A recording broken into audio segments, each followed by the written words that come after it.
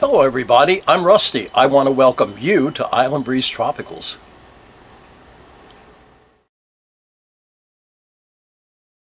So today we're going to have another episode of Bromeliad RX, what's wrong with my bromeliad and maybe how can I fix it.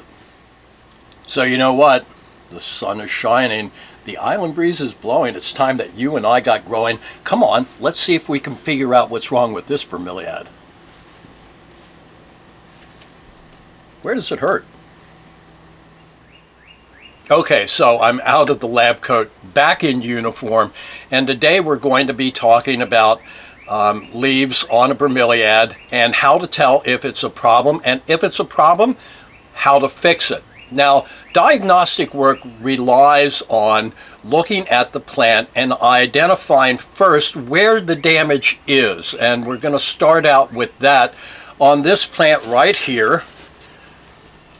And it does a really good job of hiding me, which is not a bad thing.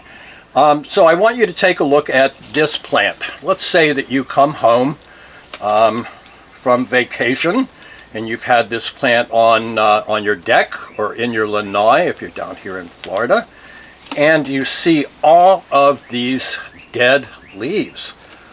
Oh my gosh, what's the problem?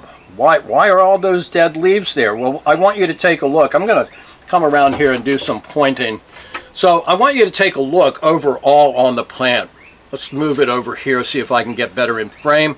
Okay, so we're going to take a look and try to identify the problem by looking geographically at where the problem is. Okay, so we're not in total frame, but I want you to see all of these leaves. Now, again, you know, you might be alarmed when you see this. But take a look at where they are. So part of the diagnostics is identifying where you see the damaged leaves on your plant, and take a look. They are in one geographic area, and that's down here in the bottom. Now I'm going to point this plant down and take a look. There's no damage to speak of in the rest of the plant. The emergent leaves look okay. Take a look. All of the leaves seem to be okay until you look down there and you can see it looks like there's something really wrong. Well, the good news is that there is no problem. The plant is growing exactly the way that it should.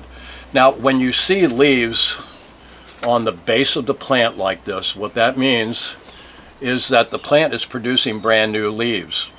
Remember, leaves are solar collectors. The newer they are, the more food that they can make for the plant. So if you take a look at the new leaves in here. So what the plant says is, I can't support any more leaves, and I have to have these new ones because the old ones are not making food for me the way that they used to. So the older leaves, just like this, are all going to be shunted by the plant. So the plant blocks off the vessels in the leaf, and the leaf senesces and it dies.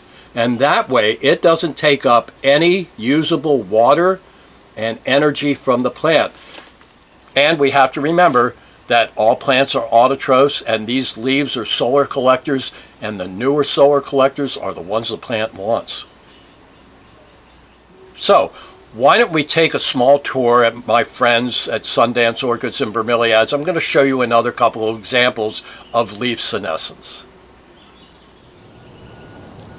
So this illustrates, I think, really clearly what a leaf looks like after it's gone into senescence. In essence, the plant says, I don't want you anymore. You're not serving my needs. So I am going to take water away from you. I'm going to shunt that away from you. This is in an Echmea Blue Tango. Now this is not because the plant is starting to die because it's monocarpic, remember. It's got a ways to go before that happens. So as you can see, that leaf is down at the bottom, and that's the key.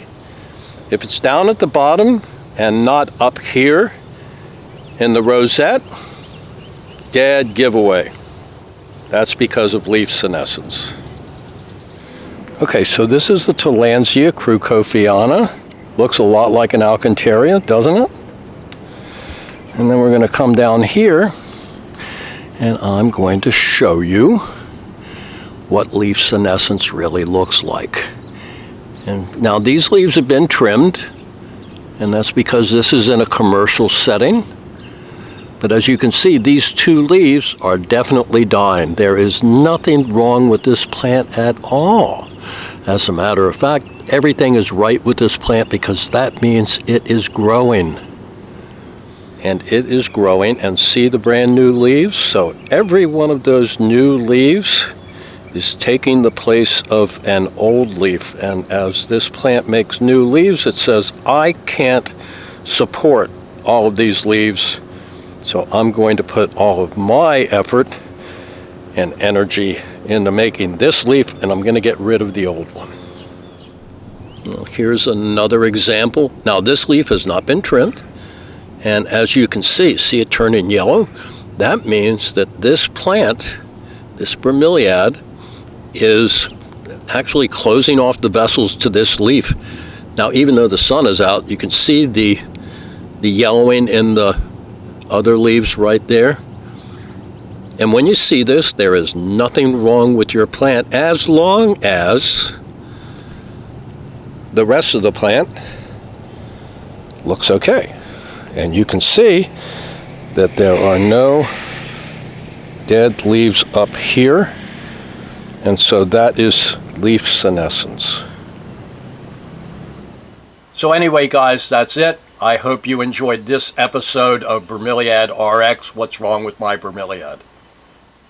So no matter where you are, I hope your sun is shining. I hope you have an island breeze blowing. I know that you should keep growing and have fun. Thanks for stopping by, and we'll see you next time.